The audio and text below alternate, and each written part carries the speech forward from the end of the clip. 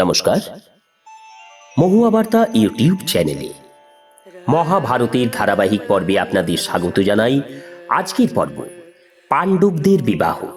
চ্যানেলে যারা নতুন তাদের অনুরোধ জানাবো চ্যানেলটি সাবস্ক্রাইব করে মহাভারতের ধারাবাহিক পর্বগুলি শ্রবণ করুন। আসুন আজকের পর্ব শুরু করি। পাণ্ডবদের বিবাহ। ভগবান বেদব্যাস তখন দ্রুপদের সঙ্গে যুধিষ্ঠিরদের কাছে এসে বললেন, আজই বিবাহের শুভ দিন এবং শুভ মুহূর্ত আছে। চন্দ্র আজ পুষ্প নক্ষত্রে অবস্থান করছে। অতএব যুধিষ্ঠির, আজ তুমি দ্রৌপদীর পাণিগ্রহণ করো। আজই বিবাহ সুসম্পন্ন হবে। এরূপ স্থির হতেই দ্রুপদ এবং ধৃষ্টদ্যুম্ন সকলে বিবাহের বন্দোবস্ত করতে লাগলেন। দ্রৌপদীকে স্নান করিয়ে উত্তম বসনভূষণে সজ্জিত করা হলো। সময় মতো তাকে মণ্ডপেও আনা হলো। রাজ পরিবারের সদস্য এবং মন্ত্রী, পারিষদ পরিজন, পুরজন সকলেই আনন্দ সহকারে এসে নিজ নিজ স্থান গ্রহণ করলেন। বিবাহ মণ্ডপ অবর্ণনীয় সাজে সজ্জিত হয়েছিল। স্নান এবং স্বস্তায়নের পর পঞ্চপাণ্ডব বস্ত্রালঙ্কারে সজ্জিত হয়ে বিবাহ মণ্ডপে এলেন।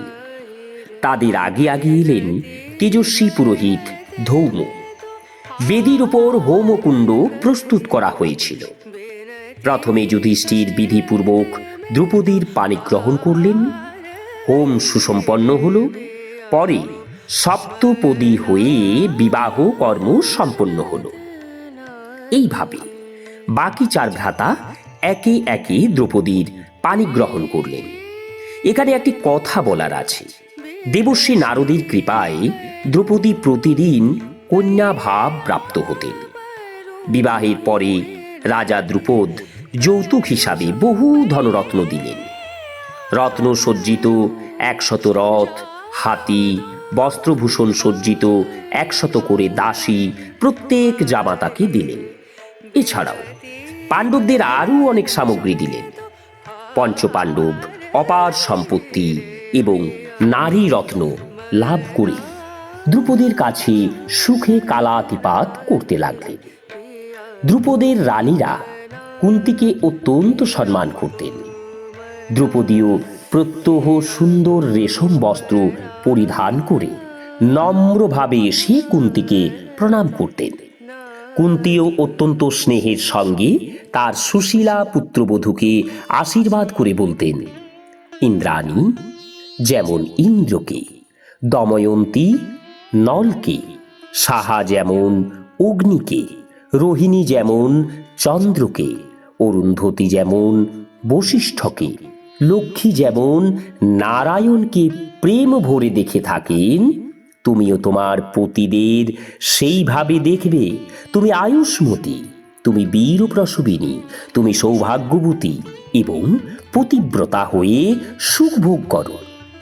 অতিথি, অভ্যাগত, সাধু, বালক এবং বৃদ্ধদের অভ্যর্থনা এবং পালন পোষণেই তোমার সময় ব্যতীত হোক। তুমি সম্রাট পতিদের পাটরানী হও। 100 বছর ধরে পৃথিবীর সমস্ত সুখ তুমি ভোগ করো। ভগবান শ্রীকৃষ্ণ পাণ্ডবদের বিবাহের পরে তাদের উপহার স্বরূপ বৈদুর্যমণি সমন্বিত স্বর্ণালঙ্কার, মহার্ঘ বস্ত্র, শয়নের উপযোগী সামগ্রী এবং বহু ঘোড়া, হাতি, রথ ইত্যাদি উপহার দিলেন। যুধিষ্ঠির ভগবান শ্রীকৃষ্ণকে প্রসন্ন করার জন্য অত্যন্ত আনন্দের সঙ্গে সেই সব উপহার গ্রহণ করলেন। নমস্কার, আজকের পর্ব এখানেই শেষ করছি।